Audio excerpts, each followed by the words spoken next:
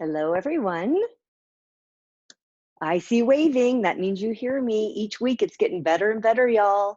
Uh, notice I didn't have a fancy PowerPoint. I feel like that PowerPoint last week was the reason I was not able to get the video for the Instant Pot class, which actually makes me think I might redo an instant, like do Instant Pot Pressure Cooking 2.0 so we can kind of redo it a little bit. But welcome, everyone. We have people joining us as we are getting started. I am JL Fields. I think this is my fourth class. I wanted to tell you a couple of things as we get started that some of you later will be watching this somewhere on YouTube or whatever, so you can ignore this part. But for those of you who are with me live right now, on this Zoom screen, at the bottom of the screen, you should see a chat. It's a little balloon, white balloon, and it says chat. If you click that, the chat window will move off to the side. So you'll be able to see the cooking demonstration, but then you can also ask questions. If you want to test it right now, you can type in something. You can tell me that you like my shirt. Kale, yeah, I'm vegan. And there's another new thing that you might see at the bottom too, which is reactions, which is the little smiley face. So if oh, thank you for telling me you like my shirt. That's so sweet. I love it when I just like beg for compliments and I get them. So good. So people are understanding how the chat works, which is great. And hello from Sacramento. Oh yeah, why don't you guys kind of shout out where you're from? I always think it's fun for you guys to realize that today, while you've been in your home for weeks and weeks and weeks, today you're in your home with a whole bunch of other people. California, Texas, Colorado Springs. Wait, what? Greece? Amazing. That's very exciting. And we've got Hawaii and Seattle and Naperville. Oh my gosh, this is so great. Well, I'm thrilled to have all of you here. So let me do a brief intro, although I already recognize lots of faces here. So my name's JL Fields, and I am a vegan cookbook author. I teach cooking classes. I run the Colorado Springs Vegan Cooking Academy. And as you all are probably very aware, there will be no public cooking classes in the world that we're living in currently. So when I had to stop teaching my cooking classes, I made an impulsive decision one Saturday to teach a cooking class the next day. And we had over, I'm trying to remember, 300 people tried to come to that class, and I only had the ability to host 100 people. So that was heartbreaking. I felt horrible. And then some generous folks over the last couple of weeks have started to leave me tips, and I'm gonna just throw that tip link into this chat window right now because it's allowing me to continue to, where is that? To continue to pay for the Zoom fee so that I can now have up to 500 people. We had 200 last week. I'm gonna put that in there right now. And so today we've done so far vegan pantry basics, and that is on YouTube. Then the second week, what did we do? Oh, vegan pizza. Dave made an appearance. Actually, Dave was the instructor, my husband, Dave. He might be popping in today. That's on YouTube. Last week, we did Instant Pot and Pressure Cooking Basics. That is not on YouTube because my recording failed. And so now here we are this week talking about air frying basics. So I had told some of you last week that if you joined me today, even if you didn't have an air fryer, that I was going to be able to give you some tips on how to use some of these recipes. But because I'm super curious, in the chat, just let me know. Hey, Dee. Oh, Dee wrote to me privately. I have to remember, whenever you guys write to me privately, then I only write back to you privately. So how many people, just put in the chat if you do have an air fryer. Just say yes. I want to have an idea of how many people. Yep, yep, yep. Lots of yeses. Okay. Oh, and someone loves their air fryer. Yes, but you don't use it. You're who I wanted to be in this class today. Okay. Oh, good. Someone has the Breville. I'm not using one of those today. I will be talking about them though. And if I forget about that, Melty lid. I am going to use a Melty crisp lid. Okay. Good. A Foodi. I'm using a Foodi today. You guys are going to learn all about that. Now, really quickly, how many of you just, if you don't have an air fryer, but you're just here because you want to see if it's really worth all the fuss, just tell me no air fryer. Okay, so I have a few people who have no air fryer. Okay, so someone just sent me a message on Facebook. I guess I'll keep it open. So someone is asking some logistics about Zoom. So, so if you're trying to see me and not see the grid of everybody, if you look up to the right corner of your window, of your screen, now I'm on my computer, so I'm not exactly sure how it will look for you if you're on iPad or your phone. And if someone wants to share that in chat to help out people who are curious, but you're going to see that there are two different kinds of views. One is called speaker view, and then one is gallery view. If you just want to see me, how nice. I think you just want to see my food. You choose speaker view. So hopefully that will help you. But I'm going to probably not be able to look at Facebook now because I wanted to start talking to you. So let's see, did I cover the basics? I told you how to talk to me on Zoom. You know we're about to air fry. Oh, here's the other thing. Hey, it only took me 4 classes, but y'all, I'm drinking wine during this class. I mean, seriously. And if you are having some, cheers, go ahead. Or beer, whatever. Okay, it's after 5 o'clock somewhere. Okay, so here we go. Here's what I have planned for you today. Last week we went really way over. Hopefully I won't do that too much, but hopefully you won't mind if I do. So we're going to be making a couple of things together, and then I decided to do a surprise recipe today. Okay, wait, I heard one more message, and it's a friend of mine, so I want to make sure she's good. Oh, okay, I got the thumbs up. Okay, so we're fine. So today we're going to make a couple of things. I had to do tofu with you guys today. I had to, because I always tell people, if you're thinking about getting an air fryer, for the tofu and the French fries alone. But I felt like I really wanted to give you your money's worth today. Oh, wait, it's free. Haha, so I didn't have to give you French fries. And I'm not giving you French fries, but we are going to do potatoes because potatoes in an air fryer are absolutely wonderful. So here's what I expect to do throughout the day.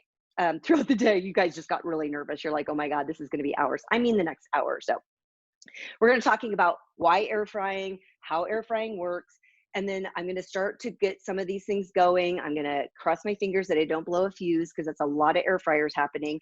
But we'll see how we do. But first, I want you to kind of understand how an air fryer works. So I have in front of you here sort of what most people think of as a traditional looking air fryer, which traditional air fryers is kind of funny because they've really only been around for a while. But what I mean by that is sort of a countertop device that has this basket that comes in and out. This brand happens to be the Instant Pot Vortex. I will start to try to copy links. I don't know if links are working in here, but I'm trying. So this is the Instant Pot Vortex. People always ask me, what's your favorite air fryer? And I'm usually pretty honest about it because, I mean, it doesn't help me or hurt me either way.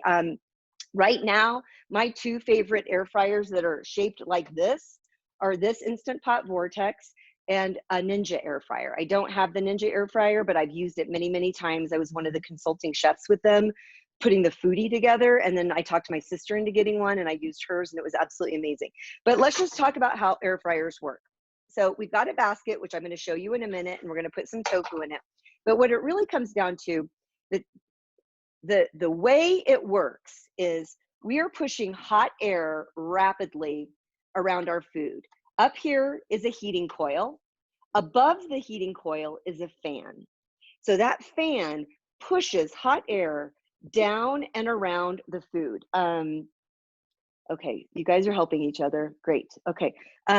So how does that work then? Well, inside here in this basket, we have a lot of different air fryers they have a different way that they do this. But with the Vortex, they have this base where you put the food on. It sits inside, but notice that there's a little ledge here. That means there's about this much room between this and the bottom. So that hot air goes down and around the food so that it cooks very, very evenly. So some people, their logical question is, then that sounds like it's convection cooking. And in some ways it is, just sort of like turbo. And then the next logical question I will hear from people is, well, then why don't I just use the convection setting on my oven? Because so many new ovens and ranges have convection setting. And the difference is this. With your oven, if it has a convection setting, your oven is, well, I'm right in front of mine. My oven is this wide and it's this tall. So that's hot air going around this versus going around this. So if you've ever tried to make baked French fries because you were trying to be healthier, you all know, and you can try to tell me different all you want, that what you had was a glorified baked potato in the shape of a French fry, and you know it's true. So the reason that most people want to get an air fryer isn't because they don't love French fries. I mean, who doesn't love French fries? But you don't want to have to set it in like 3 quarts of oil to fry it to get it that crispiness. Now, are you going to get exactly the same crispiness you would if you just put a bunch of food in a whole big old thing of hot boiling oil? No, but we're going to get pretty close, and you're going to see it today.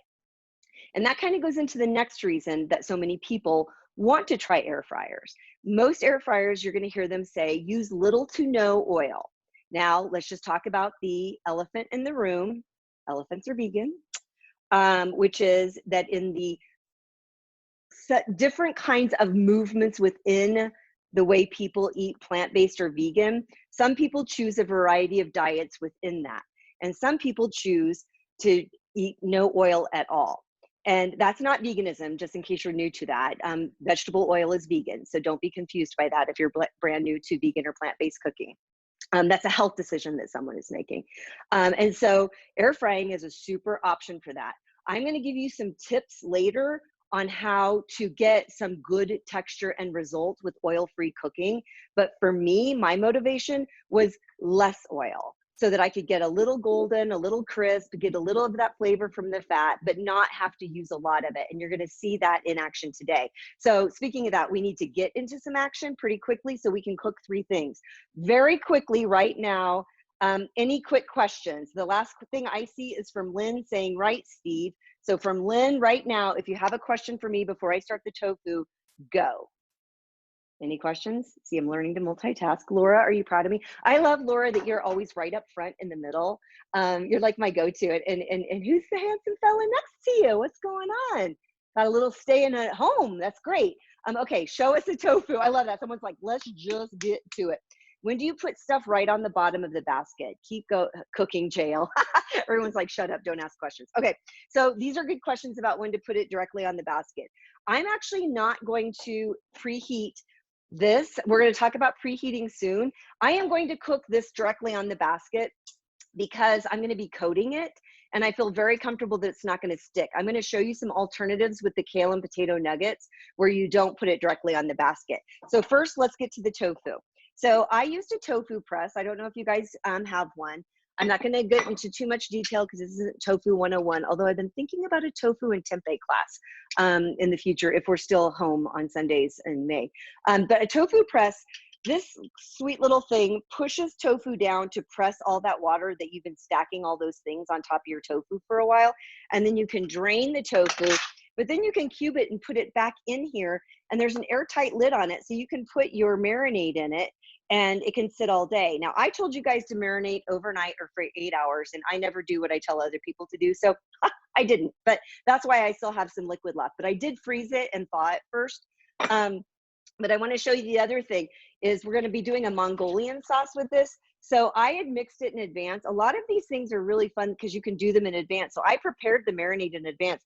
I'm actually going to put it in my little 3-quart Instant Pot on high to get it to start boiling while I'm making the tofu. So I'm just going to pour this in now. I just did it in a little salad container. So I'm going to get this going. I want you to see, it's not a lot of, there you go. It's not a lot because remember, we're not going to have tofu that's floating around in liquid like soup. This is a sauce. This is like that sticky sauce we want to have when we put the tofu over like some brown rice. So I'm going to get this going in my Instant Pot. Those of you who took the pressure cooker Instant Pot class last week, this is a great reminder. I'm going to do this on medium, I think, of different ways you can use your pot. I'm using it as an alternative to my stovetop because I have a lot of things on my stovetop. Okay, so let's get back to the tofu. So I'm going to drain the marinade. And the other thing I should tell you, if this is your first class with me, you're in my home. Nothing fancy here, y'all. And so are you getting the best view of your life? You're not on Food Network. I'm not on Food Network. You're in my house. We're staying at home. We're doing the best we can. So you're going to get to see as much as I can show you so that you are enabled to get out there and do this yourself. But I can't wait to show you what this looks like. How many people, tell me if you're cooking with me. Oh yeah, you can definitely do the tofu if it hasn't been frozen. Tell me if you're cooking. Just curious. I love that someone told people to use affiliate links. You guys are awesome. Okay, so I've got a lot of no's. A couple people are cooking. All right, so what I want you to do in the instructions in my book, oh, and by the way, these recipes are from my book, The Vegan Air Fryer. So in the basic tofu, I tell you, if you freeze it and then thaw it, look how spongy this is. And how many times have you tried to marinate your tofu and it always still looks white because you barely marinated it, right? Like maybe 20 or 30 minutes before you cooked it. It's just soaking it in. So I'm going to transfer this to a bowl. So I've got my drained, and you know what I'm going to do with that extra marinade? I'm going to throw this in the Instant Pot with all of my Mongolian. So here we go. So we've got the tofu. Now I'm going to coat it, and I'm going to coat it with chickpea flour. I'm coating it with a little tapioca flour, which is going to stand in for my starch, and some dried ginger. So I'm just going to sprinkle it on top, and then I'm going to very gently, let's see, toss to coat. So I'm just going to do this quickly and then I'll show you. So while I'm doing that, let me tell you why I'm using the flour and the starch. So when you've gone to restaurants that you can get like a Mongolian tofu, you know how it's really meaty on the inside, but it's got that crunch on the outside. It's usually because it's been cooked at a very, very high heat in rice oil, rice bran oil, I think it is. And it's been tossed in a starch. So I want a little bit of that starch to get that puffiness. And it's gonna also help absorb some of the sauce when we toss it with the sauce. But this is where we kind of get our crunch. Now I used a little sesame oil in the marinade. If you are oil-free, you don't have to do that whatsoever. You are gonna wanna think a little bit about how to prevent this from sticking. So since somebody else brought up that point, I will show you an option. You can now get perforated parchment paper that you can place on the bottom of an air fryer basket. Does anybody really quickly on the chat want to tell me why we want holes in our parchment paper? I love that you guys are answering each other's questions. Thank you for that. Airflow, that's exactly right, Stephanie. If we just put parchment paper down on the air fryer basket, then we're missing the whole point of getting that even flow around it, right? But in this case, I don't have to use it. I am going to put just a little bit, and I want you to, okay, everybody take a deep yoga breath with me, all right? Everybody relax, take a breath. Good, I saw some of you closing your eyes, I love that. Okay, watch this, it's oil, I know. It's oil. Ready, watch, 1, 2, 3. We're fine, it's fine. I'm not making fun of the oil because some people don't use it for health reasons. Other people have other reasons that they don't use it. But what I'm saying is I just squirted this for like 2 seconds. I have a little oil on my basket. And now I'm going to transfer the tofu directly into the basket. And then I'm going to show you something. When you read an air fryer recipe, you'll often say, see, it says cook for 10 minutes and shake at the halfway point. This is what shake means. So if I were cooking and it was time to shake, I would just shake. Okay, does that make sense? So I'm going to get this started. So with the Instant Vortex, well, I'm going to tell you why I use the temperature I do for tofu. So you're going to see all kinds of recipes on the internet, in different cookbooks, and lots of people have different methods for their tofu. Mine is slow and low. What I want is a meaty texture on the inside. I want a crispness on the outside that can kind of take on whatever size sauces that I might be using. And the way I choose to do that is to cook it on low at 350 degrees for 20 minutes versus doing it on 400 degrees for 10 minutes. So I want it to cook from the inside out. So that's how I choose to do it. There are no rules here. There are very few rules in cooking. There are rules in baking because that's like science. And then there's cooking and there are no rules. So you do whatever you want to do, but today I'm going to do it the way I like to do it. So I'm going to get this started. I'm going to choose air fry. The time is going to be 20 minutes. The temperature is going to be 350. And then this one, the Instant Pot, actually it does its own, they call it preheating. So we'll just go ahead and do this. So it's saying on, and then in about 3 minutes, you're going to hear it beep again. And that's going to be telling me to put the food in, but I already did because I'm a very busy woman and I have other things to do. So, oh, I did want to mention that I had added a little extra ground ginger into the coating as well. So what will happen with this, with the Instant Pot, and this is true, I think, with the Ninja and with some of the newer air fryers, is that it now beeps when it's time to turn or shake the food, which is kind of cool. Back when I wrote this book, which I can't believe, it was like 2016, I think it came out in 17. There weren't a lot of different kinds of air fryers out there. And so I would always have to set the timer on my watch to remember, go shake that every 5 minutes or go shake that at 10 minutes. With French fries, I shake them all the time to get a nice distribution. But now they beep. And so usually they beep 75 minutes into a total cooking time. So that's just kind of an FYI. Okay. Ooh, someone said, I'm determined to learn to bake. My new book is coming out in July, and it is called Vegan Baking for Beginners. Just FYI. Okay. Thank you for everybody who is showing all of these links. I'll do that too. It doesn't seem like the links are working. I don't know if you guys have to cut and paste, but here are the recipes that I'm using right now. I had mentioned the Ninja air fryer, so let me get this in here real quick. Any questions about the tofu process? One thing I did want to tell you when I said I used chickpea flour and a tapioca flour for the coating, but I want to tell you why I use the chickpea flour. When I'm using flour, when I'm air frying, I usually use brown rice, soy flour, or chickpea flour. Who knows why? I'm looking in the comments.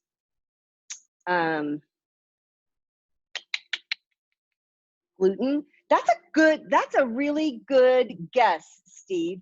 It's actually protein, Melissa, protein. Yeah, because actually chickpea flour is a gluten-free option. It's the protein. So the higher protein flour seems to stand up better and bring more crispiness to air frying. That's just been my experience. I have no science behind it. So that's just, so thank you, though. That was a great idea, because truthfully, Vital Wheat gluten would be amazing too for people who aren't worried about gluten. So that's why I like to use those flours for it. And then as far as the starch, I use potato starch, cornstarch, arrowroot, tapioca flour, tapioca starch. So I have a bunch. I just use them kind of interchangeably.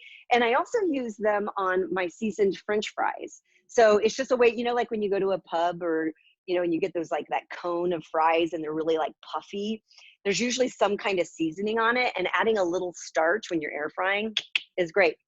Now, I'm going to talk about French fries for just a minute, because this is a chance for me to also explain to you about the oil or no oil thing. And this is one thing, I saw this happen in my first class, and so I'm just going to put this out here and trust that we're all friends and that we'll all do the right thing. But if you don't eat oil, salt, or sugar, please don't use my chat here as a way to advocate for that way of eating. That's a dietary choice, and I want people to not feel like any food is judged. If it's vegan, it's completely acceptable here. So great that you're eating in a way that works for you, but let's let everybody eat the way they need to, which is why I'm trying to make a point to give you options however you are eating. So let's say French fries. And you want to have French fries that are delicious, and it's not like that thing that gets set down in a restaurant, you know, or in a fast food place where they just sit it down with all of that oil, right? So with French fries at home in your air fryer, you can do a couple things. You could just put some potatoes, let me show you what we use actually. It's really cathartic actually. So we use this French fry cutter. And you just slam it down on a potato, and then the pieces of fries just come up. But the reason is because, look, they're all going to be even. Some people get an air fryer, try to make French fries, and then they're really frustrated. And oftentimes it's because they didn't slice the potato into even slices. So using something like this is fast, and it means your potatoes will cook more consistently. So I could do one of two things. I could put the fries in here, drizzle a little oil. And when I say a little, you guys, if I put 2 russet potatoes in here, because 1 per person in my house, y'all, I'm only going to put like a teaspoon of vegetable oil over it. I don't need more than that. Okay, let's see what happened. Oh, good. Oh, yeah, my sauce. Let me show you what's happening with my my sauce. It got nice and thick. It's just waiting for the tofu now. So the other way you can do it is to not put any oil, but in the bowl, what I would do is put the cut fries, do a little oil, and then I'd add things like cinnamon and chili powder, maybe some paprika, salt, pepper, toss it. Might throw in a little starch just to give it that puffiness. And then I usually cook them at about 400 from anywhere from 20 to 25 minutes. So that's one way. The other way is don't put any oil in it. Put whatever spices you want on it, or none at all if you don't, or a pinch of salt, a little bit of pepper. And then when you put it into the basket, just quickly squirt a little bit of the vegetable oil spray over it, which is negligible. It's there. I'm not saying it's not oil. Of course it is. But it's like, I mean, probably not even 1/8 of a teaspoon of it. So that's another way. So then that decreases the oil. And then you can use no oil at all. But I'm going to tell you a true story. When I first started air frying, I did a class, and I don't know if Sharon's here today, for the Center for Creative Leadership. And so we sort of did this test just to see, okay, let's see how fries do depending on how you want to cook them. So, and we had the same weight of potatoes, and we had multiple air fryers. And so we wanted to kind of do a control. So with one, we used nothing. We just sliced the potato, put it in the air fryer. With the other one, we tossed it with a little bit of the spray. The third one, I thought I was getting really creative and clever. And so I took vegetable broth and put it in a spray bottle and then sprayed the vegetable broth over the the French fries. And then on the fourth one, I thought that was so clever. I took some Bragg's liquid aminos or some like soy sauce and put that in a bottle and sprayed it on. So we cooked all of them at the same time, same temperature. So the ones that we used no oil at all, they were still kind of like a baked potato, but a little elevated from putting just, pieces of fries in the oven. The one that had just a spritz of oil, it was golden and it had a little crunch. The one with the vegetable broth, actually, it wasn't golden, but it sort of browned and got puffy. And then the one with the Bragg's liquid amino, listen, sometimes you have to fail. And I failed miserably. That was horrible. However, because I'll never give up, I realized that using that spray bottle of the liquid aminos was fantastic on asparagus and in Brussels sprouts in the air fryer. So I did learn something from that. But that was early on in my air frying days. I have great news for you all. So some of you know about, let's see if I can find this, aquafaba, which is the juice that comes from a can of chickpeas. And so aquafaba is used a lot now in baking as a substitute for eggs. You can use it to make a meringue. And whenever I open up a can of chickpeas, I freeze the aquafaba to the equivalent of 1 egg per spot, and then I freeze it. So if I wanted to make French fries today with no oil, but I wanted them to have a nice kind of puffiness and a bit of a crispiness, I would thaw out 1 or 2 of my cubes of aquafaba. And once it's back to being liquid, that's what I toss my potatoes in, not oil. And it does give a nice crunch and a nice puffiness. So aquafaba is a valid option. And aquafaba, when you're air frying things that have like breading, like eggplant parmesan, for instance, aquafaba is a really great option for that dredging process. When you do flour and then you do egg and then you do the breadcrumbs, you can use aquafaba as your egg. So it's really a very air fryer friendly option. So I'm going to try to catch up on some things. Protein, thank you. I'm not sure. What's the volume of aquafaba for 1 egg? I use 3 tablespoons of liquid aquafaba to equivalent to 1 egg. And, oh, someone wants my energy. That's hilarious. That's a lot of coffee. Oh, Ed, but I'm trying to calm down a little bit. If you're having a drink, take a sip of wine with me.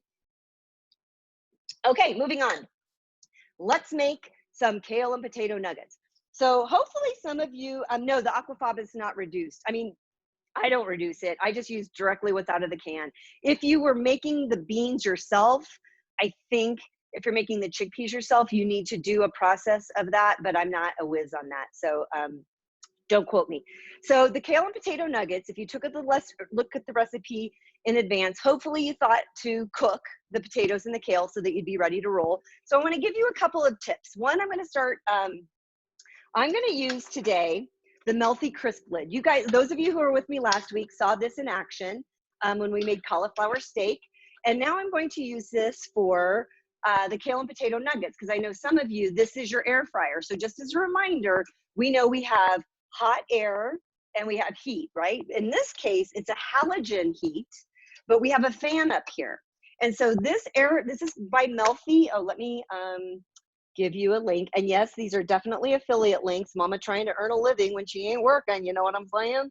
Okay, so this is a way to set this directly on your Instant Pot or any multi-cooker that you have, a 6-quart or an 8-quart. You literally set it down. So over here, I have a Melfi multi-cooker. It's not plugged in because I'm not really using it. It's just the vessel in which I'm going to air fry. So I want to show you a couple of things. So when Melfi first came out with this, they send you this along with the crisp lid. This goes in your pot because then an air fryer basket goes on top. So this is how we're going to air fry. So you get airflow, the lid is on top. Well, shortly after they came out with this, a lot of people gave them feedback saying that this little basket didn't hold enough volume. So now when you buy the Melfi, I think it's the 2.0 crisp lid, it's a larger basket. So you can get more food in it, which is nice, especially for French fries, you guys. Some foods you do not want to layer, right? So like the tofu in here, it's a single layer. These kale and potato nuggets that we're about to cook, single layer. French fries, pile them in because you're going to keep shaking them and moving them around. So this gives you a lot more volume. So I'm going to get this preheating, and then I'm going to explain to you how I do the kale and potato nuggets. So I just plug this in. Hi, remember you're in my home kitchen. This is real life over here. And I am just going to put this on top, and I'm going to set it for, what does my recipe say? Does anybody, I love that other people are answering the questions, you guys, because I am not able to keep on top of it. We're doing 390. So we're going to go temperature to, well, they don't have a 390, so we're going to go 400. And then for time, I'm just going to say 15 minutes because I'm going to let this preheat for a minute. So, okay. So did you see the light kind of go? This is the halogen light. So I'm going to preheat for, I'm just going to give myself like 3 minutes. So the kale and potato nuggets are a complete accident, meaning when I was writing my book, I just happened to, I love to mash greens into my mashed potatoes, and I had leftover mashed potatoes and kale. So I just looked at them and I was like, I'm just gonna roll those things up and fry them. And they're amazing. You can dip them in like marinara. You can actually make them flat and you can turn them into a little patty. Sometimes I add a can of drained white beans, like cannellini beans or navy beans, and then it kind of turns them into veggie patties. But I think the recipe that I gave you is stovetop. You all know I used my pressure cooker for that. Hello. So what I did today was I took 1 russet potato, which is the equivalent of the 2 cups in the recipe.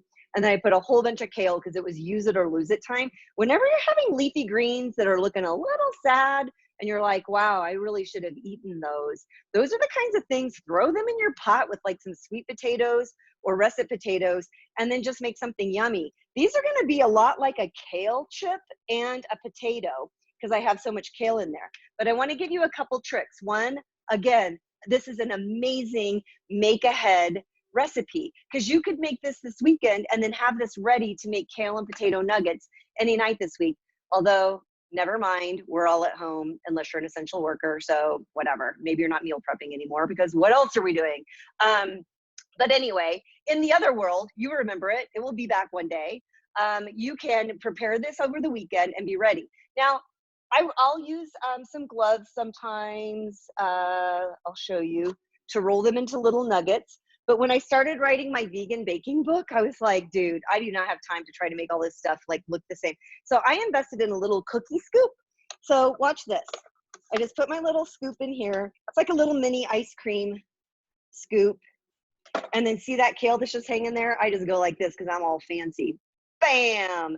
Then I just go like this and I put it out and I have a perfect round little kale nugget. So now we've just about had 3 minutes of preheating. I want to show you a couple things. Look behind me because I know it's weird when I walk away from you. Do you see that black circle on the counter? This is a silicone mat. It comes with the Melfi crisp lid. This is what you put a hot lid on so you don't burn your counter or yourself, okay? So when I go over there, I'm gonna set the lid on. I'm gonna put this on top of the trivet, and then we're just gonna air fry it for about, I don't know, 10, 12 minutes and see what happens. So actually, I don't have to set it down at all. I'm gonna go like this. I'm gonna go like this. And let's see. I want to reduce the time. Let's stop that. time. Let's go. I want to go with 10 minutes and see what happens. Okay. While that's happening, I want to show you, I have a third thing I'm going to make today. It's a surprise, but I'm also waiting because I don't want to blow a fuse. So now I want to share a couple of other things and really kind of get into lecture side of this. So there are some accessories that you're going to potentially want with an air fryer. So this, I already told you, goes with the melty crisp lid, but having these mats, I have one over here. Ooh, I'm going to, oh my God, the tofu. I'm not even gonna show you yet. I'm so excited. Anyway, lots of silicone mats so you don't burn yourself like when you're touching a basket. And I already showed you the parchment paper. These little mitts are always great. This is a silicone option to the parchment paper. So if you're trying to reduce waste, you can buy these reusable silicone and look, all the holes in it. And so this is, and that's what I'm actually doing with the kale nuggets. I did not put any oil on that. Trust me, I had to sit on my hands not to do that. I really wanted to do it. What I might do is after I make these, I might put another batch in with a couple and just spray a little oil on it if we have time, so you can kind of see the difference between how potatoes cook up with or without just a little spritz of oil. But anyway, these little perforated silicone mats are great. I got those on Amazon. And then there are a few other things I want you to see. This is a taco shell, or like a tortilla holder. I take corn tortillas or flour tortillas. Where I come from in the Midwest, we made fried tacos. And so, but instead of like putting the shells or putting the whole taco into a big thing of hot oil, I just spray the flour tortillas on both sides, or the corn tortillas, put them in here and set this in the air fryer. And I just cook them for about, I don't know, like 5-6 minutes, and I get crispy taco shells from that, which is really cool. And so they want me to turn the food, but I cannot resist showing you how puffy and amazing this tofu is turning already. Isn't it exciting? Who's excited? Tell me if you're excited. Tell me if you're excited about the tofu, you guys. I want you to be as excited as I am. Thank you, Janet. Janet's like, yes, already. Keep going. Okay, so that's going on. More accessories. How adorable are these little teeny tiny bread pans? Okay, I like accessories kind of like in the same way I like shoes and handbags. Like for cooking, it's like, if it's adorable and it's tiny, I'm buying it. I don't even know what I'm gonna use it for. So I bought these with no clue what I was gonna do with them. And then one day, it's like a Saturday morning, we're sitting around drinking coffee, getting kind of hungry, and I look at a very sad banana, a very brown, sad banana. I put that very mushy, sad banana in a measuring cup, and I just started throwing things in, like a little almond milk, a little flour, a pinch of sugar, kind of got thick, and I poured it, distributed it between these two tiny little things, put them in the air fryer for like 8 minutes. I had teeny tiny little banana breads. They were adorable. Then you can make maybe a little bit bigger bread, but I actually got these to make individual size meatloaf. And so I hope you're catching on to a theme here, which is, if you can bake it, you can bake it in your air fryer. And I'm going to get back to that in a minute, but this is great for a little meatloaf. And you know what I'm talking about with meatloaf, y'all. I'm talking about Beyond Meat or Impossible. No meat, vegan meat. Here are tortillas. This is how you can make a little tiny taco salad. You just push in your tortilla, and then you can air fry it, and then you can put all the good stuff in it and take it out, and it's an adorable little salad. And then depending on the size of your air fryer, you can actually make, I use this to make a large cookie, like a large vegan cookie. I'm not even embarrassed about that. But you can also make a beautiful tart. This is a standard tart pan that can fit into a large air fryer. So I'm gonna go back to my notes now and really make sure I'm taking care of you. But, oh, someone's asking me a question. Recipe tester faves was the tofu and nuggets. Yum. Oh, yay, I'm so glad. So you must be cooking along with me. Can silicone tortilla holders work as well? Yes. Anything that can go into the oven can go into your air fryer. And so yeah, silicone, pretty much anything works absolutely fine. Okay, so let me go back to my notes and try to get a little bit more focused for you now, but I wanted to get the food going. It's taking me a while to learn all of this. Okay, so for those of you who don't have an air fryer yet, and you haven't been convinced yet, which is totally fine, I'm actually putting my broth on saute again because we're gonna be ready to make some Mongolian tofu in just a minute. The way you can do it is any recipe you see that's for an air fryer, you can you increase the temperature by 30 degrees and you double the cooking time. So if you see a recipe from me that says air fry on 375 for 10 minutes. You're probably going to go 400 or just a little over for 20 minutes. So now, for those of you who do have the air fryer, so that's the opposite, right? So you're baking and you see a recipe and it says 425 for 30 minutes. You could do it at 390 for probably 15 minutes. And this kind of gets to the why. When I bought my air fryer in May of 2016, it wasn't because I didn't like fried foods. It wasn't because I was trying to avoid oil. It was because it was getting hot here in Colorado Springs. And in my humble 30-plus-year-old condo, we don't have central air and we don't have windows that can hold air conditioners. They all go out. So we have no air conditioning, and I'm 54. Ladies, you do the math. So I was suffering, and I wanted to have fried foods that wasn't going to be too messy or whatever. And I'd heard about these air fryers, so I got an air fryer. And so I was able to reduce the amount of heat I was generating in my kitchen while I was cooking. Bonus, easy cleanup.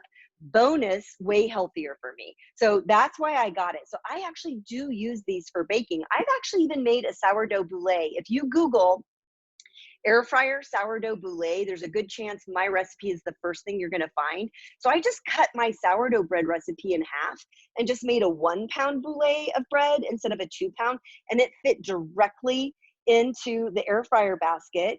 And I just set it there, the loaf, the dough, and it just baked up beautifully. So those are many of the reasons I like to use an air fryer. Okay, so baking and converting.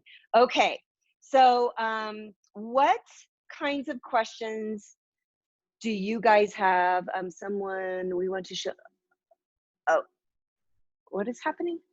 Oh, someone wants to show me the money. All right. No, that's really sweet. I'll get to that. What questions do you have right now? Post the link on my website. I'm sorry, I'm trying to keep up with both you guys. I really apologize. So let's stop for just a minute. What questions do you have that I've told you right now, sort of about making those conversions? Do you use the same thing, temp for melty lid as traditional air fryer? Great question.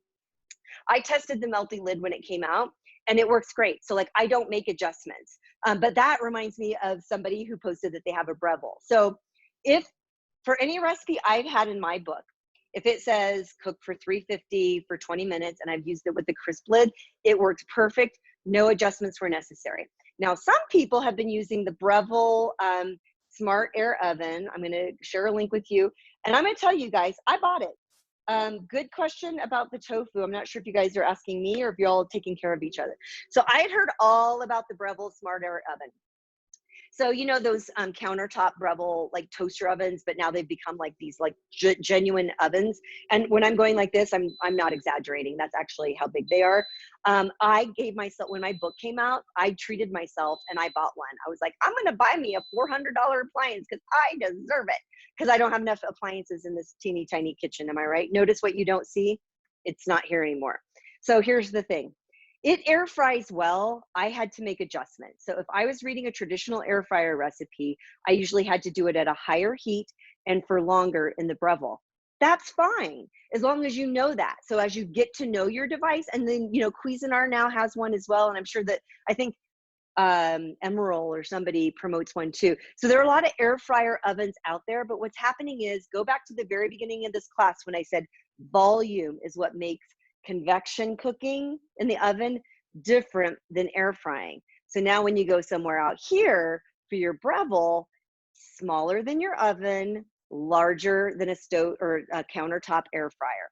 So you'll just want to make those adjustments. But you guys, I use the heck out of that Breville because now it's at my cooking academy, and I use that to as my oven and to make pizzas and do different things like that. So it's a very cool appliance. It is expensive, but if you go like, I don't know, Kohl's Bucks and Bed Bath and Beyond and all these discounts or whatever, you can probably get it closer to $300, but it's just was never my air fryer of choice. I'm just being honest. So I did want to mention that. I do want to get something else going. For those of you who took the air fryer or the pressure cooking class last week, you may have noticed that back here in this Ninja Foodi, that it's been steaming. Does anybody know why I have that pot going? Tofu shorting in Chicago. Oh, I know. Preheating, that's right, Stephanie. So, because I'm going to pressure cook something really quickly, but I wanted it to be nice and hot so it'll happen quicker. So first off, let's just show off this tofu. So one of the other things you want to make sure you have are lots of little tongs with silicone so that you don't hurt yourself and you don't scrape the bottom of this. But can we just have a moment and look at this gorgeous, gorgeous tofu? And I'm going to slice one just so you can kind of see the meatiness inside. Oh, it's just got this crunch. So you see this crunch here, right? And now look at this meaty, meaty tofu inside. Oh, there, we focused. Doesn't that look amazing? Okay. Oh, someone just applauded. Yay, that makes me happy. Okay, so let me just stir this into this sauce. I'm with you, I promise. And I'm going to put this back in here, and let me get a spoon. And oh my gosh. So I have this in the Mongolian sauce that I just heated in the broth. Now, if you're doing this stovetop, I tell you, keep doing it on low and just keep heating it until the tofu absorbs. But I just want you to see how the sauce is clinging to the tofu. So I'm going to actually leave this on a low saute for just 2 minutes to let it soak it all in. And then I'm just going to pour it into a bowl. So I'm not fooling you. I don't do any smoke and mirrors around here. You're going to get it the way it is. If it's a fail, it's a fail. But I want you to see how much broth is in there. Oh, I love it. Marilee, thank you for all of your support, girl. I appreciate you. Okay, so let's move on. 10 minutes. It's not going to happen. So hope you want to stick around. But you don't have to, because you're going to see everything that I told you we were going to cook. But, oh, these are so pretty. I shouldn't be as proud of myself as I get. Look at these gorgeous golden kale and potato nuggets with no oil. Can you see that? Can you see that? Isn't that pretty? So they get really hot. Never bite into one right away. They get so hot. So I'm going to leave this here, let them cool for a minute. And now let me tell you the surprise thing I decided to cook. I think I posted it somewhere today. I'm like, I decided to make something else today. Okay, so first I need to get rid of this water that's been going to keep my pot nice and hot. And then I'm going to introduce you to the Ninja Foodi. So the Ninja Foodi, I am proud to say, I was one of the consulting chefs on this project, and I got to help them test it while they were creating it. Sorry, I just want to show you, I'm going to take this tofu out so you can see the magic, and I'll pour it into a bowl. Let's see, let's find a nice bowl so you can really see it.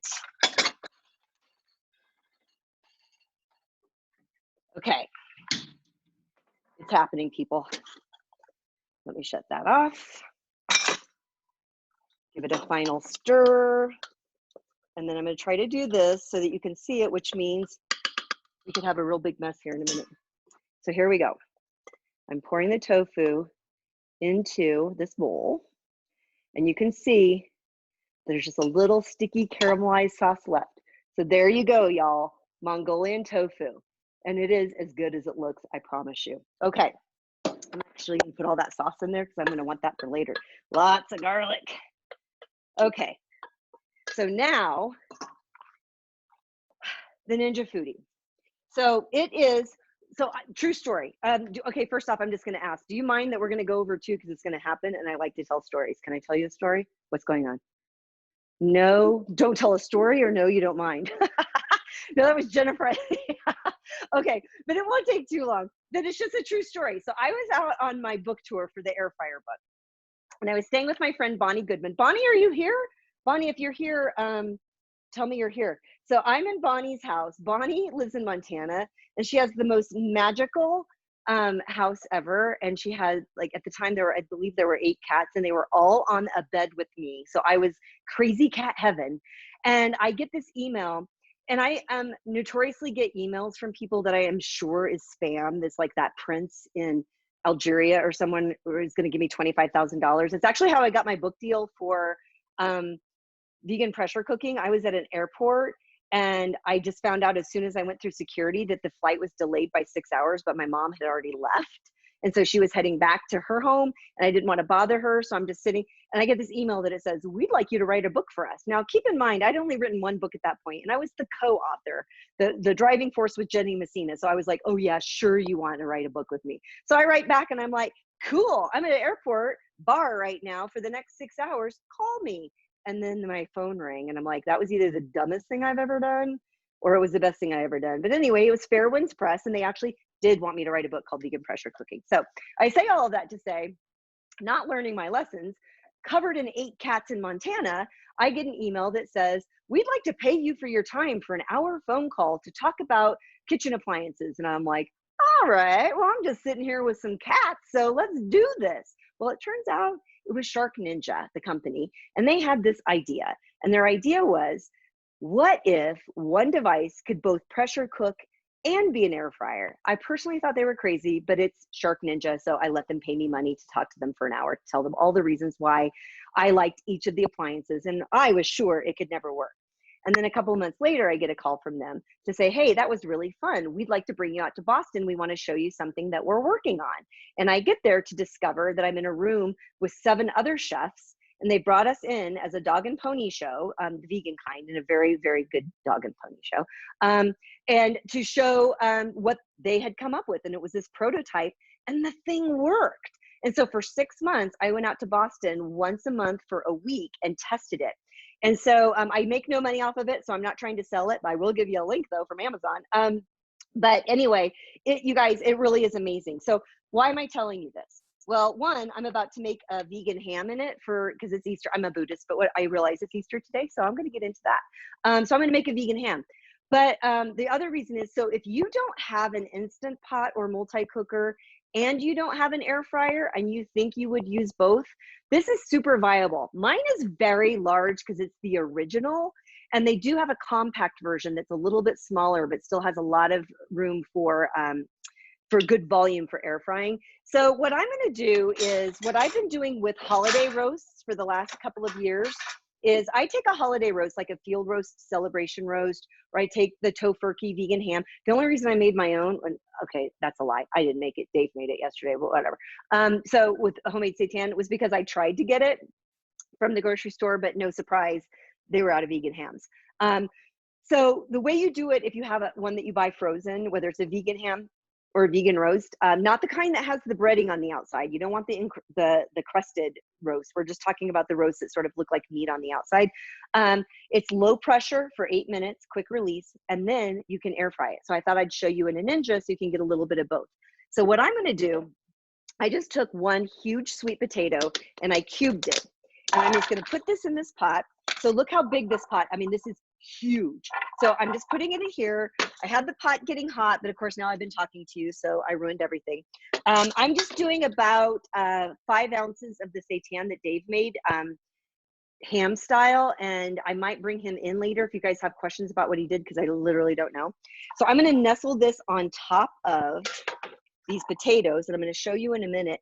And then he made some kind of glaze that I'm just going to drizzle over this, and I'm going to try to show it to you in a minute. So it was like an apricot preserve with some soy sauce and some tahini or something like that. Then I'm going to pour this broth over.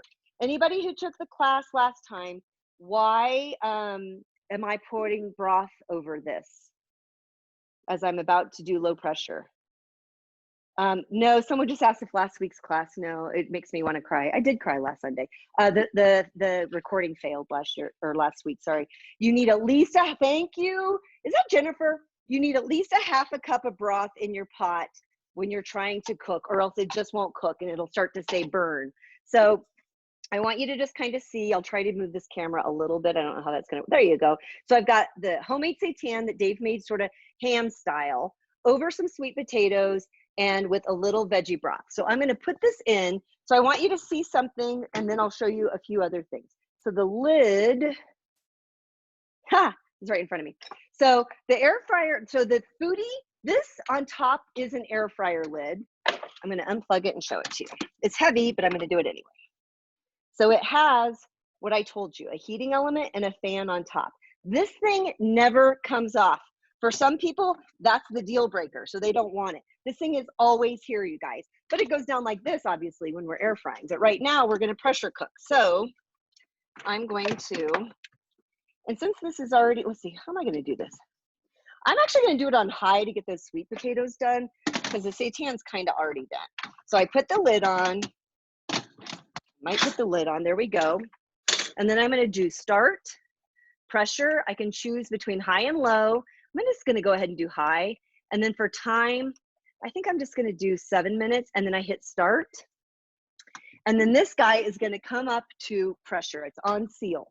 So let me show you, when you air fry, if you didn't want to pressure cook anything and you just wanted to make those kale and potato nuggets, you would forget the multi-cooker lid. You would use this basket that sits inside of the pot. So notice, because of this lip, there's lots of room underneath, and then it air fries. And this air fryer is powerful. When I started using that, that was my air fryer of choice for the longest time. But because I keep a 3-quart Instant Pot on my counter, this Instant Pot Vortex air fryer has become sort of my main one because it's taking up less space. So I hope that makes sense. So when that's done, pressure cooking, and I don't know how much time we'll have. Maybe we can just talk about anything for a while. I'm actually going to put a couple of pineapples on top, like my mom used to do, and a couple of cherries, and I have some cloves, and then I'm going to put this this yummy stuff. I think I'm going to bring Dave out to tell you what he put in here too, for a glaze, and then I'll air fry it. So let me just check on Dave really quick, and then I'll come back and answer some of your questions. Hey, Dave.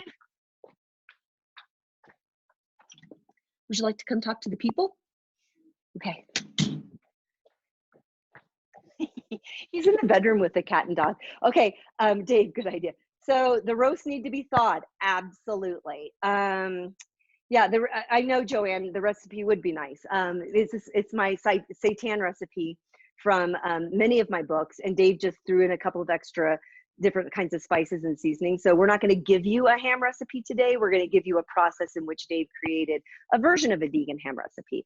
So Dave, let me know if you can hear him, because I've got these going on. I don't know if you guys are going to be able to hear Dave. Say something.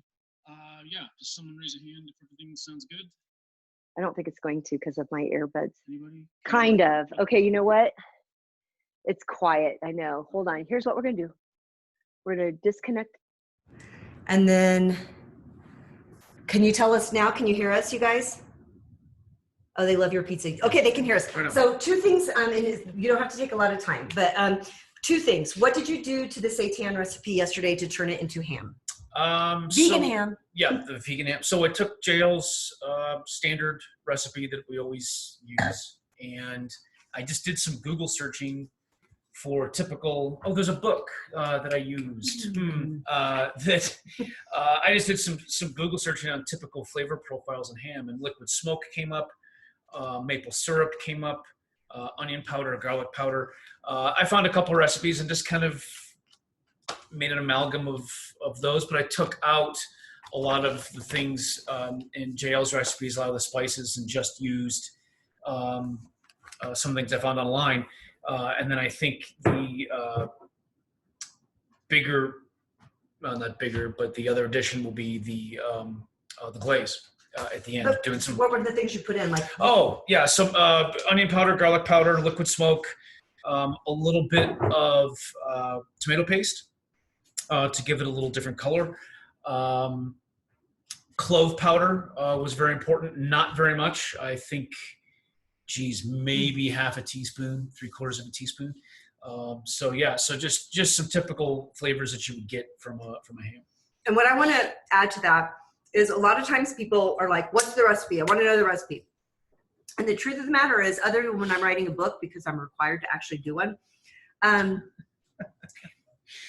it's about intuition. I know that sounds a little, but my hope as these classes progress, and one of the things I try to do with people in my classes at the Colorado Springs Vegan Cooking Academy is to give people a place to jump off, but then to start to play with flavor profiles. And so we've been using the same seitan recipe for years after the first one I created for vegan pressure cooking.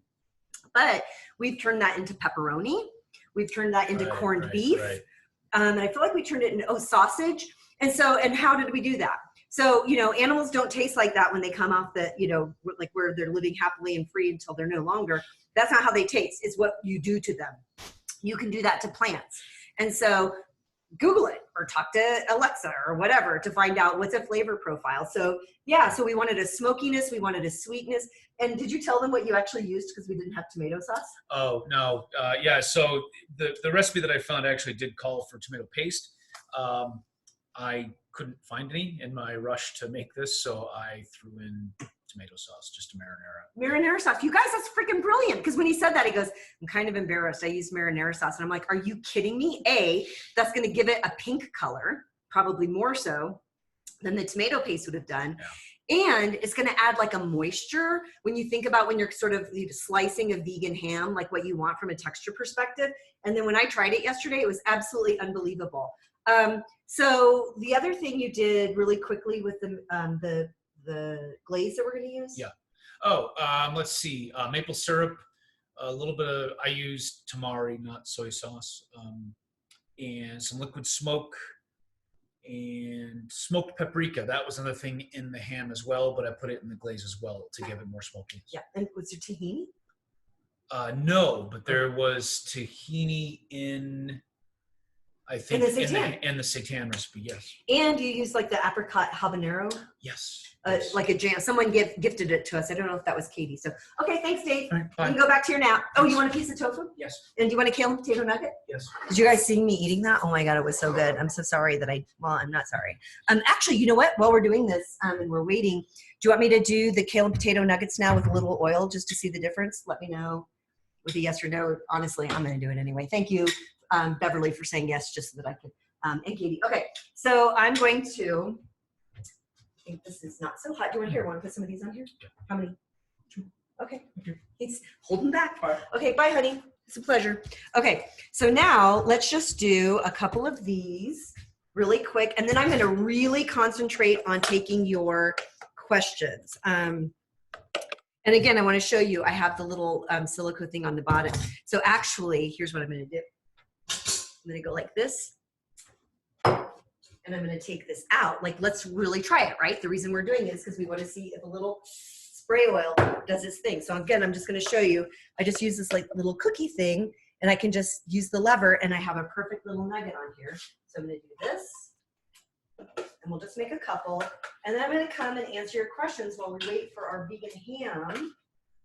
And I'll tell you a little bit about next week's class, because maybe you guys might have some ideas on what you'd like me to do.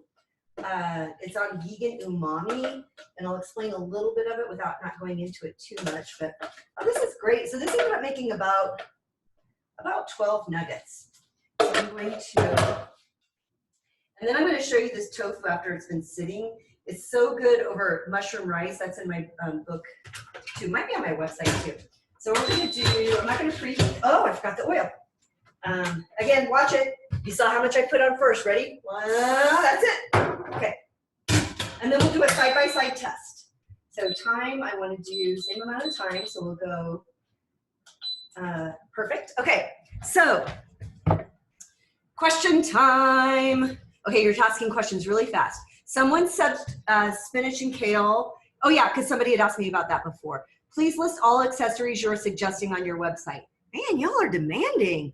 All right, I will. So just so you know, when this class is over, then I have to go in and try to figure out like the whole video thing and doing the YouTube thing. So I'll be spending another about 3 hours by the time it's all said and done. But when I get my website up, I will get the links to as many accessories as I can remember. I hope someone will remind me. Will someone send me I know some of you have my email address.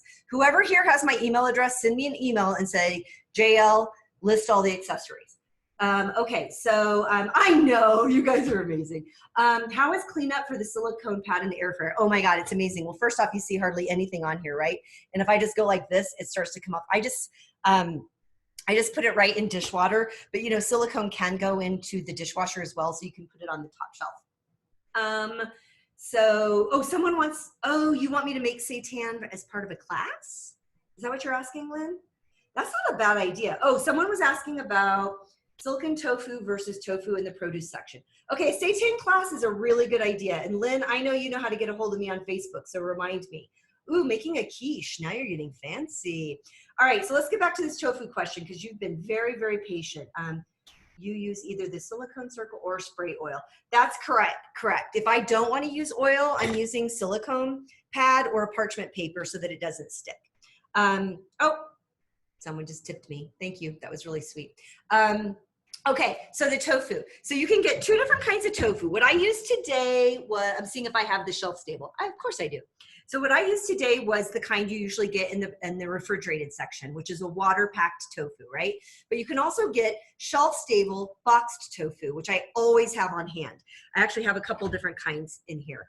That's firm, this is extra firm. They're all silken and they're all soft. They actually do work in the air fryer, you guys. And I think sometimes it's a lot more like the tofu that's used at some of the restaurants that you may go to where you get the miso soup and some of the fried tofu. The thing you have to keep in mind though, is that because it's softer, it's a silken tofu, it doesn't necessarily hold up as well. So I'm very careful with it as far as coating it. Because it will just kind of start to break apart a little bit. So I like it, believe it or not, for like a tofu steak, because I can just like thinly, like maybe do 4 thin slices with a very sharp knife, and then just put it directly on the air fryer basket, and then sprinkle some spices on it. And then when it's time to flip it over, so I have a nice kind of doneness on top, so it can kind of it can handle being moved over, then I add some spices. So you can definitely use it. But for like the tofu that I made today, I really prefer the water packed. So I did want to show you what this looks like. Can you imagine just putting this on your table, serving your friends? Wouldn't you just feel like a rock star? So here it is, nice and caramelly. And then look at that nice meaty texture.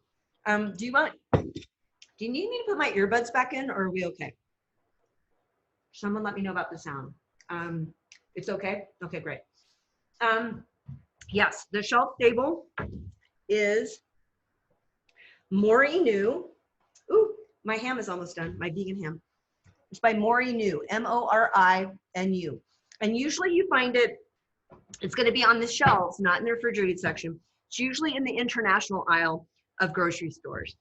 Here in Colorado Springs, I rarely find it in King Soopers, but I do find it at Natural Grocers, I find it at Sprouts, and I find it at Mountain Mama. Okay, so other questions that you have at this point. Who has been cooking? Let me know how it's gone. Has anybody made the kale and potato nuggets or the spinach and potato nuggets? Let me know how it's going. Oh, someone just privately messaged me, so I'll share it again. Someone asked about the tips, and I just want to be fully transparent with you guys. The reason I started taking tips was because somebody offered.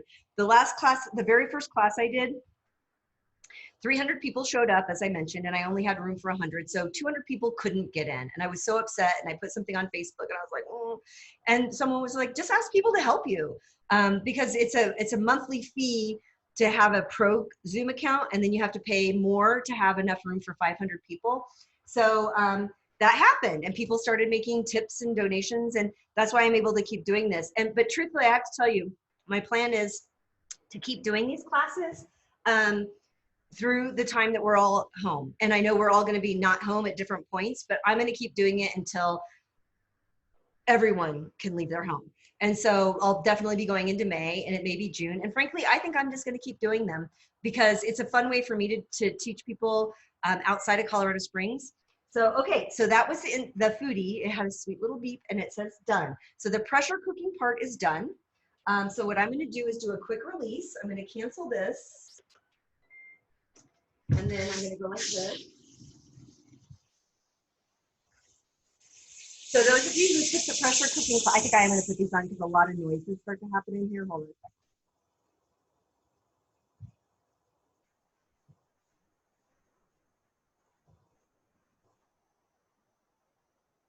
Can you guys hear me okay? Just tell me yes. Okay, perfect, because I didn't want you to have to hear that. So potato and kale are done. Look beautiful. However, I would want to add more salt and garlic. Absolutely. You can add anything that you want to this. That's a great idea. Oh, that was really so sweet. Someone said this is their highlight of the week. Okay, true story. While I'm waiting for the pressure to come down, Dave was laughing at me today because since we've been home for the last month, I don't think I mentioned this, but I'll tell you now. We've been on self-quarantine for the last 14 days. Today is day number 14. We were exposed to the virus just over 2 weeks ago, but we didn't find out until a couple days later. And where we were, 2 people ended up contracting and were symptomatic. So we had to stay in for 14 days. So we've been doing delivery and all of that stuff. And I work from home anyway, so it's fine. Well, you know, as fine as things can get. But the point being, like, I have put on makeup and styled my hair exactly 4 times since shelter in place started. And it's every Sunday at 1 p.m. Mountain Time for you all. So, but what I did do today, I'm still dressed from here up. I'm not going to lie. Today I put on some sweatpants. And then let me tell you another tip I did. I took 3 of my really comfy shoes and I washed them because I don't know about you, but like, I don't feel productive if I'm in bare feet. Like, I literally feel like I need to be in shoes to be like contributing to the world. I know it's weird. We all have our hangups. I'll share it with my therapist one day. But I washed a whole bunch of shoes so that I can walk around in shoes and feel like I'm actually doing it. So I actually have shoes on today too. I've been wearing slippers for you guys for the last 3 weeks. So today was a big day. I put on makeup, I did my hair, and we're also, as the weeks progress, we're gonna get to see the anatomy of a hairstyle over a period of time in which you can't get your hair cut. Am I right? So we're gonna get to see what happens over the next few weeks. So anyway, we are now done pressure cooking. Pressure's come down. So we're gonna remove this lid. And then we're gonna do something really fun, and I'm gonna show you another accessory. So first, remember, this is the air fryer basket. Now, actually, I'm gonna tell you a couple things. So it's gonna get confusing. So we're talking about the Ninja Foodi, just to remind you what we're talking about. Oh, someone told me my hair looks great. Thank you. Okay. With this Ninja Foodi, I actually could just put the air crisp lid down right now and it would air fry. So one of the cool things about the Ninja Foodi is that you can make something like, I'll make the mac and cheese, like the soy curl mac and cheese we made last week in the Instant Pot. I can make that in the Foodi, and then when it's done, I take breadcrumbs and I toss them in melted vegan butter with some paprika, put it on top of the soy curl mac and cheese, put the air crisp lid down for 5 minutes on 400, and I turn it into a casserole. So that's kind of cool. But I wanted to show you this so that regardless of what kind of air fryer you had, you would see how I would take a roast and go from pressure cooking it to air frying it. So what I'm going to do is remove the vegan ham from the pot.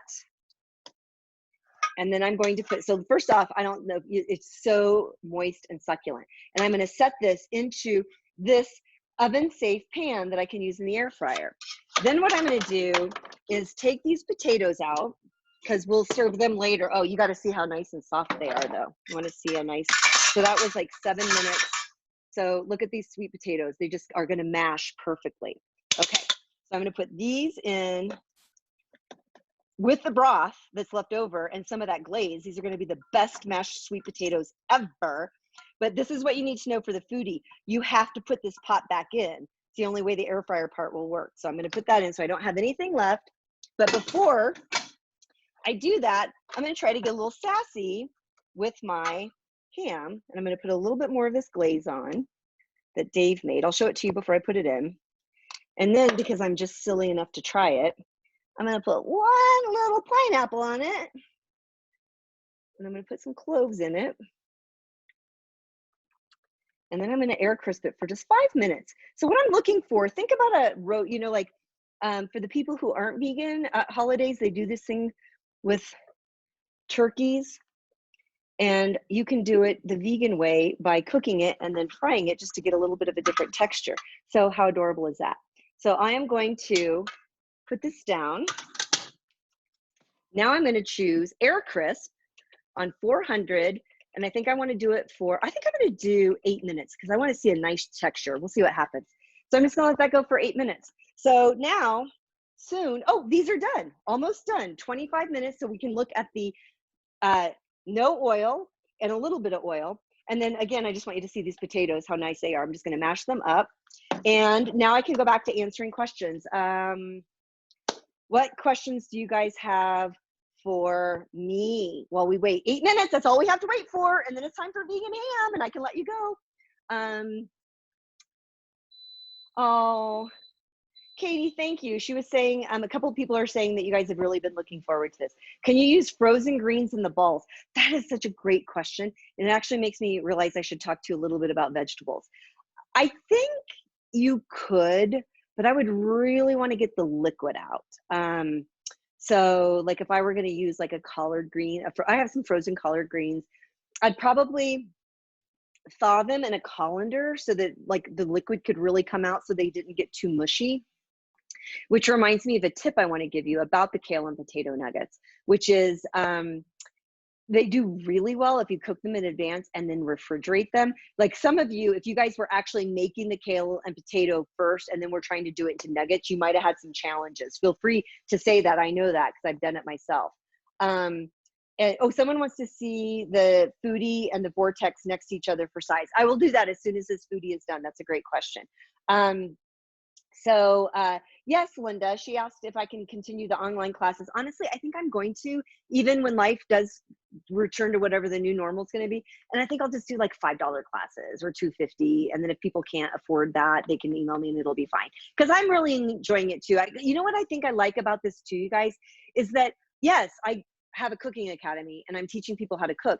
I'm teaching them how to be a home cook. I'm a home cook that just happened to write some books and learned a few things. And I try to share those things with you. But what you get here with me on Sundays is how I cook at home. And I want you to feel as empowered to do that as well. So I really do want to keep doing that. But back to the frozen. So my dad, I love him so much. I know he's not here, so I can talk about him. I don't think my mom is. My sisters might be.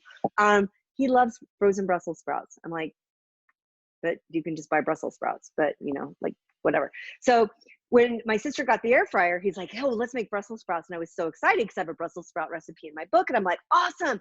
And then they handed me a bag of frozen Brussels sprouts. And I'm like, wah, wah. Like, I didn't know what to do with that. So I tried to season them exactly the way I do with fresh Brussels sprouts. It's not the same, y'all. And I know some, and I'm not judging it. I have frozen food in my freezer. I'm not judging it. I'm simply saying that doesn't come out as well. So some frozen veggies might. I'll tell you what frozen veggies are really fun is if you take this like mashed potatoes and then put in that like vegetable medley, you know, the frozen one that has like peas, carrots, is it corn or green beans, something. If you stir some of that those frozen veggies into some mashed potatoes and turn them into little patties or nuggets and air fry them, they're awesome. So there are some really fun ways to do some frozen veggies. And oh, thanks, Jackie, about the Facebook group. Oh, let me give you guys a link to the Facebook group. We have a lot of fun over there. So a couple things I wanted to, oh, someone wanted to compare the sizes. Oh, I forgot one important accessory. Does anybody know what this is? I'm going to show you this, and then I'm going to show you this. Do you know what this is? Anybody? Oh, wait, here's the Facebook group. Anybody? Want me to tell you? Grilled cheese bag. You can put bread and vegan cheese that's been like buttered and you put it in here, and people put these in their toaster. I put it in my air fryer. So it keeps all the gooey grilled vegan cheese that wants to come out, it stays in there and it gets nice and hot and toasty. So I'm sure I got that on Amazon. And I know Amazon's the devil. I get it, whatever, but I'm not going anywhere right now. Okay. So what is that voodoo? Yeah, so it's like a grilled cheese sandwich or bag. So you can air fry with it and it keeps everything together, which is really fun. Now, speaking of that, let's talk about safety. You can make kale chips in an air fryer. You can also start a fire by making kale chips in an air fryer. And I know this. I was teaching at the University of New Mexico in the culinary program in Taos when I was writing my book. And I had a couple air fryers in my little Airbnb that I was living in for 3 months. And there was a teeny tiny fire. Everything is fine, but there is a way to make kale chips in which you won't start a fire.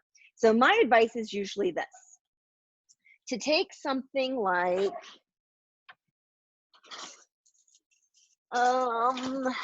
what do I want to show you? Something like this. This is an accessory rack for air fryers. You can do kebabs. So this is actually designed for an air fryer. So you could put French fries in your air fryer, cook them for like maybe 75% of the way. And then you could do like a Gardein fishless fillet, put that on top and keep cooking it. And then you have vegan fish and chips. You can go like this and put kebabs, and you can do like tofu or tempeh with veggies. So there's lots of accessories, but if you want to make massaged or kale chips, I massage them to get them a little wet from a little bit of oil, a little bit of soy sauce to kind of keep them down. But I start with this on top so that it keeps them down from flying up. Because why was there a little fire? Because the kale got sucked up into the heating element. And so, so you can make kale chips. That was my long way of getting around to like doing different things with vegetables. You can also, I like to take tomatoes and just put them on something like this and put some balsamic vinegar over it and some red pepper flakes and just put it in like for 5 or 6 minutes. And then I just have a really nice tomato that's got just a little, the lycopene comes out from it and the umami comes out. Oh, I could talk about umami in a minute. That flavor comes out. But also for those of you men who are watching right now, or for those of you who cook for men or have men in your house who cook, men who consume cooked tomatoes at least twice a week, evidence shows that they have a 23% less chance of prostate cancer. And so cooked tomatoes can be pasta sauce. It can be marinara. It can be just putting some sliced tomatoes in your air fryer for 5 minutes and bringing out that lycopene. So tastes good and could be good for you. So let's compare. Here, we'll just do side by side. So these are the original with no oil. And I'm losing things. You guys, this place is a disaster every time when I'm done. Okay, so we've got this.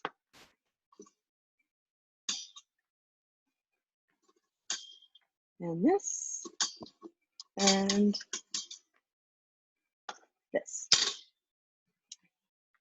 No significant difference. This is no oil. This was just with a little bit of oil. So there you go. You got to see it right in front of your very eyes. This would be a perfect example of you doing a no oil air fry that works out great. And so, oh, we just have 20 seconds left for the ham. I've never done this with our homemade seitan roast. So we're all going to try something new. And then I promised for the person who asked, I will show you side by side the size of the Foodi and the, now this Instant Pot Vortex is obviously, it's a larger fryer because so for those of you who don't have an air fryer and you're like, you don't know what size to get, I think it just depends on the size of your family and it depends on what you think you're going to do with it. But I can tell you that the first air fryer I got, it was way too small for us and it's just 2 of us. So this one I think has about a 4.5 quart capacity. So it's a larger one. So I'm just letting you know, we're kind of comparing 2 large devices. So let's see what's going to happen with this little, okay. So first off, just take a little look at that. Oh my gosh. Okay, so I'm going to try to find that again. And then we're going to go like this. And then I'm going to do a little slicing. Sorry about that, shaking it up. So I'm going to grab a fork. And I'm going to slice into this. Oh, you can hear the crispness to it.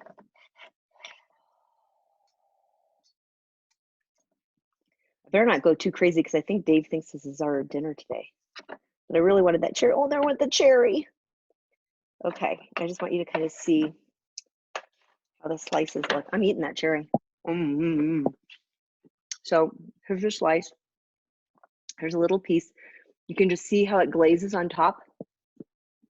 You guys, so yummy. Okay, now, because I promised, let me show side by side. And then I think we can all assume that these classes might not need to become 90-minute classes because I'm clearly not getting done. But I do want to tell you a little bit about what I'm planning for next week so that I can make sure you're getting everything out of it you want. So let me put these 2 things together. Here is the Ninja Foodi. Well, first off, they're so big, I'm not going to be able to put them together. Oh, you can't even see that. Hold on a second. All right, there's the Ninja Foodi. Oh, here's a great way to test it. So from out here on this bamboo, we have, what, about 5 inches left on this side, okay? So now, let's take this guy.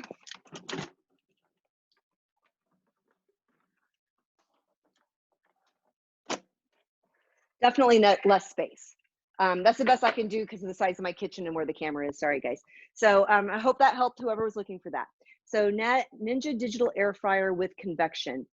I don't know what that is. I have a feeling it's just their air fryer. I think it's this one here. I'm going to put this link. I'm going to do a couple more links too.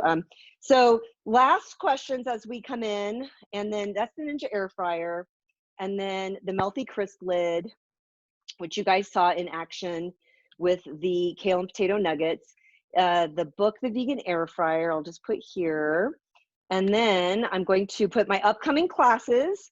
It's the perfect time to let you know. Let me put that there.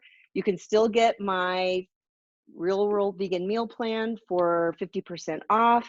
And then I will do one final time the tip link.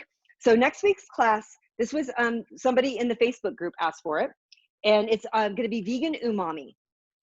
So umami is the 5th flavor. Like, it's so funny. I've just signed a contract for another book that's going to come out this fall. I can't tell you anything about it yet, but every time I'm writing a book, I have to like fight with my editor to say, I need a whole section on umami because it's so important. I need a box. I need it to stand out so I can tell everybody about umami. And this time, when we started negotiating, we were talking about the outline. When they put the 4 taste, sweet, sour, salt, bitter, they literally put the 5th flavor, umami, and it like treated it as it deserves. Finally, it's been elevated. So anyway, umami, not to bore you, is known as the 5th flavor. Sort of became known in the culinary world through Japanese culinary cuisine. And the 5th flavor of umami was sort of meaning like a meatiness or a sense of savory. And some people kind of knew it back then as MSG, which is like the ultimate in umami. And you know how people say like no MSG when they go to a restaurant, and I'm like, double MSG, baby, bring me the umami. But anyway, that's me. Anyway, so umami is a way to bring out meatiness and a sense of satiety without using meat. And so it's through different kinds of cooking techniques, different kinds of seasonings, different kinds of ingredients. So that's the class next week. So it's not like any of these appliances that we've done. It's going to be more about the essence of cooking, which I hope will also inspire you to kind of tap into that intuitive cook that I'm wanting you to learn more about. She and he are in there. You just haven't connected with them yet. And so, so that's what we're gonna be talking about. And what I'm thinking about doing, because as you can tell, things get a little crazy because I get excited. And last week I was like, I'm only making 2 things because it's too insane and it took way too long. And then yesterday I was like, I really should make a vegan ham for everybody. So I give in, I can't stick to my own self at all. But my plan right now has been actually just to have us cook one thing together. And that as we're cooking it, we're talking about all the layers of umami that we're layering into it. And of course, I will tell you about other ingredients and techniques throughout the way. So I'm just curious if you guys would feel comfortable and okay if we just did one recipe together next week with an understanding that you're going to come out of it a little bit of an umami expert when it's all said and done. I'm getting some yeses. I love y'all so much for that. Thank you. So that's what we're going to do. So we're going to make my consummate umami recipe next week. And I'm going to, when I have it up, I'll put it up on the Facebook event. I'll put it up on my website. I'll put it up on the meetup, and I'll put it up in the Facebook group. It's going to be the umami anasazi beans, although we're going to use pinto beans because I want to use a bean that everyone can get a hold of right now. But I will give you 2 different techniques. It's from my book, Vegan Pressure Cooking, but I make it a lot now with canned beans. So whatever kind of beans you have, you'll have a way to make this. I'll just expect you to soak your beans overnight if you plan on pressure cooking them, so that we're all kind of cooking in the same amount of time. So I'll be posting that. My newsletter goes out usually on Wednesday. I think almost all of you are on the newsletter. If not, message me on my Facebook page and I'll give you a link. And I'll be sending out the link to the class on Sunday, as well as the recipe for the umami anasazi beans.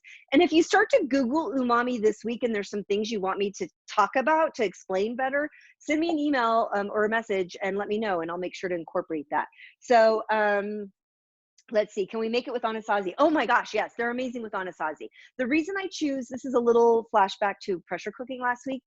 Anasazi beans, pinto beans, and cranberry beans, if you soak them overnight, have the same cooking time. So whenever I offer another option for beans, I usually try to make it so it's the same cooking time. But listen, you guys, you could do this with any bean. You would just need to pay attention to the cooking time. So let's say you decided you wanted to do umami chickpeas, which would probably be amazing. Even soaked, those would take a lot longer, like 14 or 15 minutes soaked, which does a funny story. My friend Kat, I don't know if Kat is here. She's in Dallas. She hosted me on my pressure cooking book tour. And on that book tour, I made umami anasazi beans and mushroom rice at every stop. And so she had gotten everything ready for me, soaked them overnight. And as I was cooking them, I'm like, something looks weird. And then I realized that she had gotten me adzuki beans, which are a sweet Japanese red bean that is actually the bean that you can use in red bean ice cream. Anyway, they were delicious. Of course they were delicious. Why wouldn't they be? It's umami. And, so anyway, okay. So any last questions? We're at 2:31, apparently the new time for my cooking classes. They're now 90 minutes because why not? What else were you going to do? If you're drinking a glass of wine, cheers to you guys. Thank you for showing up every week. I really have fun with you. I think this recording actually worked, so it will go up on YouTube. And for those of you who are on YouTube, I tried my best to read the questions and make sense, but listen, we're not trying to be pros here. We're just trying to get through a little sheltering in place and eat some vegan food and feel like we're connected to a community. And I think a great way for this class to end, you guys, one more time, if you will. Okay, someone just asked me one more time for the tip link, and I'm not going to do it after that, you guys, because I'm almost embarrassed. But I will do it. And then I'm going to ask you all to say, as you're leaving, tell us where you're from, so we can all look at this chat room and realize that we are a community and we come together every Sunday so that we're not alone, because none of us are alone. So I'm going to be leaving you from Colorado Springs, Oregon, Austin, St. Paul, New York, Atlanta, Florida, Canada, Maryland, Hawaii, South Dakota, Killeen, Texas, Atlanta. You guys, thank you so much for being here. I appreciate you. This is my highlight of the week too, and I want you guys to know it. So with that, I'm going to bring this to a close. I can't wait to see you next week, and I hope I see you somewhere on social media. You all are awesome. Thank you so much. I will see you again soon. Happy whatever was happening for you this weekend, from whichever spiritual place you are. So the best to all of you. Yay. Okay. That's a wrap.